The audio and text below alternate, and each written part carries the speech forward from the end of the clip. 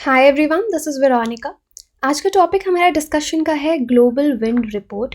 इसको हम डिटेल में पढ़ेंगे। 2021 में GWEC ने ये रिपोर्ट जो है वो पब्लिश की है। Global wind energy council, GWEC का मतलब है। तो इसको डिटेल में जानेंगे कि इस रिपोर्ट में विंड को लेकर, विंड एनर्जी को लेकर क्या क्या कहा गया है। अगर आपके कोई भी डाउट्स हो आप मुझसे कांटेक्ट कर सकते हैं इंस्टाग्राम, फेसबुक, ट्विटर, टेलीग्राम पे। PDF आपको सिर्फ और सिर्फ मेरे टेलीग्राम चैनल पे ही मिलेगा। सोशल मीडिया पे कनेक्ट करने के लिए मैं इसलिए बोलती हूँ because I feel together we can make a huge difference.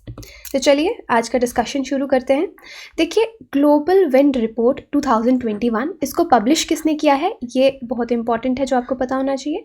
Global wind energy council GWEC, March 25, 2021, 2021। So global wind energy council जो है इसको इस्टेब्लिश किया गया था 2005 में, और ये हमको विंड एनर्जी ग्लोबल लेवल पे, इंटरनेशनल स्केल में विंड एनर्जी इंडस्ट्री जो है उसकी क्या क्रेडिबिलिटी है, कितना अचीव कर रही है, क्या लॉसेस हैं, उसके बारे में डिटेल रिप्रेजेंटेशन देती है। और GWEC के अगर आप हेडक्वार्टर्स देखेंगे तो ये बेल्जियम में है। तो ये सब आपके प्रीलिम्स के लिए इम्पॉर्टेंट है। नेक्स्ट, अब 2020 के बारे में इस रिपोर्ट में क्या कहा गया है कि ये एक रिकॉर्ड ईयर है ग्लोबल विंड पावर इंडस्ट्री के लिए। लेकिन फिर भी यहाँ पे रिपोर्ट ने कुछ वार्निंग्स दी हैं कि हम लोगों के, अगर हम इंटरनेशनल फोरम पे देखें, कुछ टारगेट्स हैं। किस तरह के टारगेट्स हैं? क्लाइमेट को लेकर, टेम्परेचर को लेकर, कि ग्लोबल वार्मिंग को हमने 2 डिग्री सेल्सियस कम करना है, ग्लोबल वार्मिंग को नीचे, यानी टेम्परेचर्स जो हैं उनको नीचे लेके आना है। तो इसलिए हमको कार्बन एमिशंस कम करनी होंगी। कार्बन एमिशंस कम करने का मतलब है फॉसिल फ्यूल्स पे जो हम डिपेंड करते हैं एनर्जी के लिए, वो कम करना पड़ेगा। वो कैसे होगा? अगर हम अपने रिन्यूएबल एनर्जी रिसोर्सेज को इंक्रीज़ करेंगे, जैसे कि आपका सोलर एनर्जी हो गया, विंड एनर्जी हो गया। तो इसलिए यहाँ पे जो स्पीड है, यहाँ पे हम विंड की बात कर रहे हैं इस रिपोर्ट में, तो विंड पावर इंस्टॉलेशंस जो हैं नेक्स्ट डेकेड तक वो हमको कम करनी होंगी, अगर हम अपने सेट टारगेट्स जो हैं उनको अचीव करना चाहते हैं। तो देखिए, बाय 2020 की बात की जा रही है। 90 इंटरनेशनली, ग्लोबली 93 गीगावाट अगर आप देखेंगे नई कैपेसिटी जो है वो इंस्टॉल की गई है। तो ऑलमोस्ट 53% का हर साल इंक्रीज़ हो रहा है।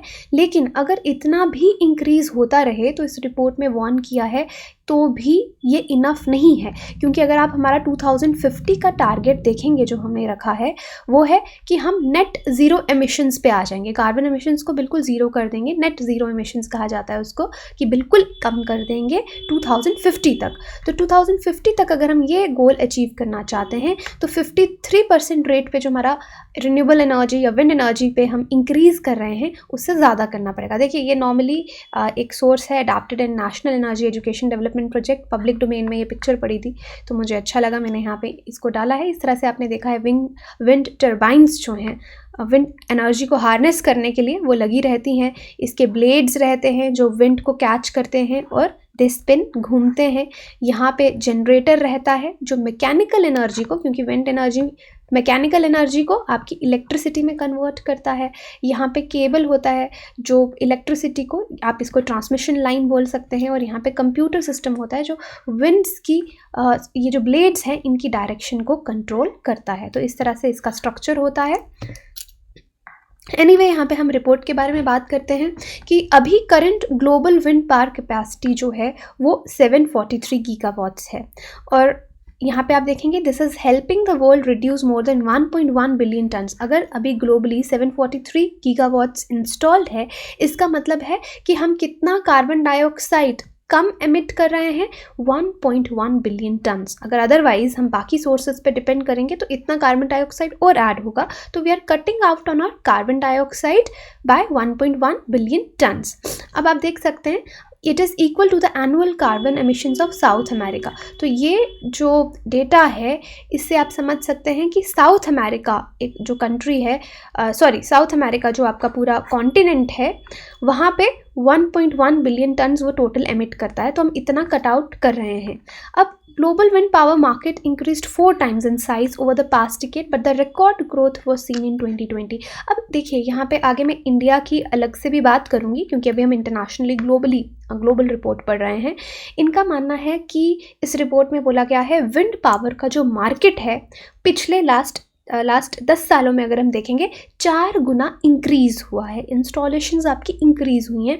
लेकिन लास्ट ईयर जो कोविड की वजह से लॉकडाउन था, वहाँ पे बहुत ज़्यादा ग्रोथ इस सेक्टर में देखी गई है। और वो ग्रोथ किसकी वजह से देखी है, क्योंकि ग्रोथ का मतलब है इंस्टॉलेशंस देखी गई हैं, और सबसे ज़्यादा इंस्टॉलेशंस 2 देशों ने की हैं, वो है चाइना और यूएस।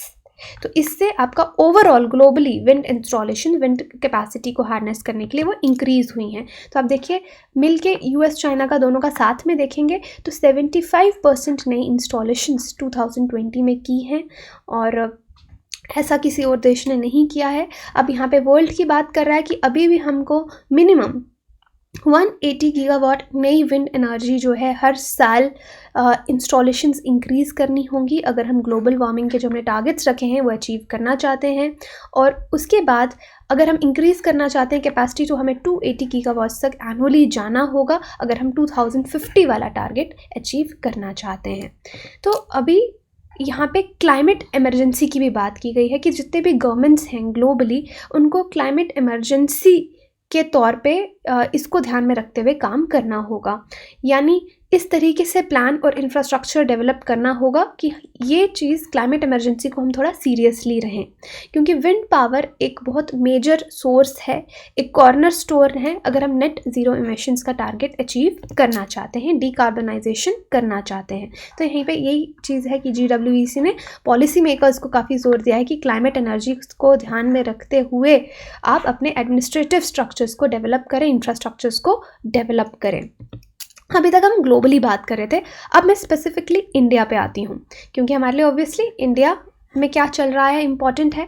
अब इंडिया में एक रिपोर्ट आई, वहाँ पे लिखा है ये देखिए, ये ग्लोबल रिपोर्ट 2021 वाला नहीं है, ये मैं आपको एक्स्ट्रा बता रही हूँ कि बाकी की रिपोर्ट्स इंडिया के बारे में क्या कहती हैं, कि गवर्नमेंट 2020 तक विंड कैपेसिटी के जो टारगेट्स हमने रखे थे शायद हम मिस कर दें। इंडिया में मिस क्यों कर दें, क्योंकि बहुत सारे हर्डल्स हैं। वो हर्डल्स क्या, मैं आपको नेक्स्ट स्लाइड में बताती हूँ। लेकिन आप सेंटर देखिए, यहाँ पे रिन्यूएबल, यहाँ पे देखिए विंड एनर्जी नहीं, रिन्यूएबल एनर्जी की बात की जा रही है कि सेंटर ने फिक्स किया है हमारा renewable energy target 175 gigawatt by 2022, जिसमें 60 गीगावाट्स आपका ऑनशोर विंड एनर्जी के लिए रखा गया है। और फरवरी 2021 की बात करें तो आप देखेंगे 60 में से 39 gigawatt of wind capacity Indian government ने इंस्टॉल की है। अब मैं जो बोल रही हूँ कि गवर्नमेंट शायद मिस कर दे, ये टारगेट्स मिस करने की वजह क्या है कि हमारे यहाँ पे लैंड एलोकेशन को लेकर बहुत कंस्ट्रेंट्स हैं, ग्रिड अवेलेबिलिटी को लेकर, फाइनेंशियल इंस्टेबिलिटी है डिस्कॉम्स की, टेंडर डिज़ाइन सही से नहीं है, और जो पावर परचेज अग्रीमेंट है उसमें भी बहुत इश्यूज़ आते हैं। तो हो सकता है हमारे टारगेट्स हम मिस कर दें। लेकिन गवर्नमेंट ने यहाँ पे अपना विजन जो है वो शेयर किया है इंडिया के लिए। Long term renewable energy targets हमारे 2030 तक के 450 गीगावाट्स हैं, इंक्लूडिंग विंड एनर्जी के लिए कितना रखा गया है, 140। तो ये आप याद रख सकते हैं, ये प्रीलिम्स के लिए, और ये डेटा कहीं पे भी कोट करने के लिए आपके लिए बहुत इंपॉर्टेंट है, मेंस में भी, क्योंकि डेफिनेटली आत्मनिर्भर भारत पे हम बहुत ज़्यादा सेल्फ रिलायंस पे, मेक इन इंडिया पे, energy security, supply chain competitiveness के लिए डिपेंड कर रहे हैं, और ग्रोथ को रिन्यूएबल सेक्टर में आत्मनिर्भर भारत के थ्रू एक्सेलरेट करने की कोशिश जो है वो कर रहे हैं, रिजिलियंट बनाना चाहते हैं। तो काफ़ी पॉजिटिव मूव्स भी हैं इंडिया की तरफ से। जैसे रिन्यूएबल एनर्जी के सेक्टर में प्राइम मिनिस्टर ने world largest 30 gigawatt hybrid energy park इन कच्छ डिस्ट्रिक्ट जो है गुजरात में, उसको इंस्टॉल किया। तो ये जो हाइब्रिड पार्क्स हैं ये बहुत अच्छा मूव है। और इसके बाद हाइब्रिड टेंडर्स को भी बहुत ज़्यादा वेलकम किया जा रहा है।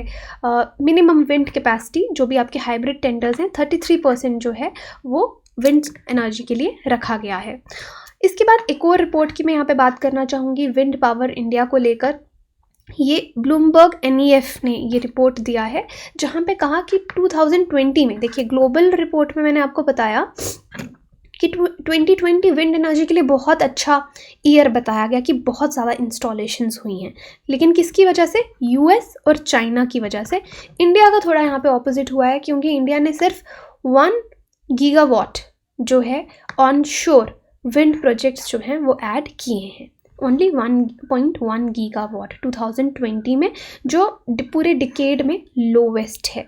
तो रिपोर्ट का टाइटल था इंडियाज़ टॉप विंड सप्लायर्स 2020। तो इन्होंने इसका रीज़न, स्लो ग्रोथ का reason novel corona virus Covid को दिया है, पैंडेमिक को दिया है कि लॉकडाउन्स की वजह से बहुत ज़्यादा डिस्रप्शंस थी सप्लाई चेन में, कि जो चीज़ें थी, गुड्स एंड सर्विसेज, लोग वो आगे पीछे मूव नहीं कर पा रहे थे। इस वजह से ये जो लोएस्ट है वो देखा गया है। अब इंडिया की विंड पावर कैपेसिटी अगर हम देखें 2067 में एकदम पीक पे इंस्टॉलेशंस गई आपकी, 5.5 गीगावाट इंस्टॉलेशंस हुई। टारगेट आपका 2017 का 4 गीगावाट था 17 और 18 के लिए, और 18 और 19 के बीच में। लेकिन यहाँ पे इंस्टॉलेशंस आपकी 47% to 37% रही टारगेट के। यानी अगर 4 गीगावाट था उसका सिर्फ हम कितना अचीव कर पाए, एक बार 47% और दूसरी बार 37%।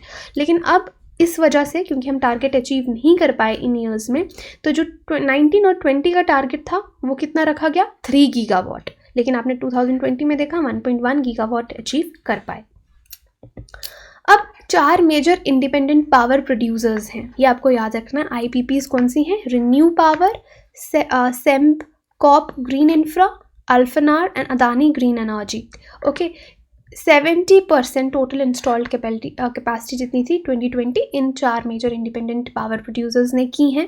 और गुजरात एक कहीं ना कहीं इनकी फेवरेट प्लेस रहती है। क्यूमुलेटिव कैपेसिटी अगर आप देखेंगे 883 मेगावाट की गुजरात में है, जिसको यहाँ पे बनाया गया क्योंकि यहाँ पे विंड की स्पीड्स, लैंड की अवेलेबिलिटी जो है वो बहुत ज़्यादा है। जो गुजरात गवर्नमेंट है वो भी IPPs को फेवर करती है, तो इतने ज़्यादा कंस्ट्रेंट्स जो हैं वो नहीं आते। इसके बाद अगर आप वेस्टर्न स्टेट्स में देखेंगे तो यहाँ पे देखिए गुजरात का कितना लिखा गया, 883 मेगावाट, और तमिलनाडु में 128 मेगावाट, कर्नाटका में 82, राजस्थान में 26। तो यहाँ पे आप देख सकते हैं moderate to high wind speeds रहती हैं, लेकिन प्रोजेक्ट्स जो है वो इतने नहीं चलते, क्योंकि डेफिनेटली कंस्ट्रेंट्स देख के ही कंपनीज प्रोजेक्ट्स लेती हैं। तो अब जो जिसकी ये रिपोर्ट है ब्लूमबर्ग NEF ने, ये एक्सपेक्ट कर रहे हैं कि 2021 में हम 3.2 गीगावाट ऑलमोस्ट इतना इंस्टॉलेशंस करेंगे, जो कि 2020 से 3 गुना ज़्यादा रहेगा। और यूनियन गवर्नमेंट भी रिसेंटली बहुत ज़्यादा वोकल होकर इसके बारे में बोल रही है कि रिन्यूएबल एनर्जी टारगेट्स हमारे 175 गीगावाट के 2022 तक और 2030 तक 450 जो है हम उनको अचीव करेंगे। नाउ लेट्स सी कितना अचीव इसमें से होता है। तो ये हमारे लिए बहुत इंपॉर्टेंट है, विंड एनर्जी, रिन्यूएबल एनर्जी पे क्योंकि फोकस किया जा रहा है, तो ये डेटा कहीं पे भी कोट करने के लिए, प्रीलिम्स के लिए इम्पॉर्टेंट है। तो यही था हमारा आज का लेक्चर। आपका कोई भी क्वेरी हो आप मुझसे कांटेक्ट कर सकते हैं सोशल मीडिया पे। बाकी आप studiiq.com और हमारी एप्लीकेशन डाउनलोड कर सकते हैं कोर्सेज़ के लिए, वहाँ पे आपको सारी जानकारी कोर्सेज़ से रिलेटेड मिलेगी। Thank you so much.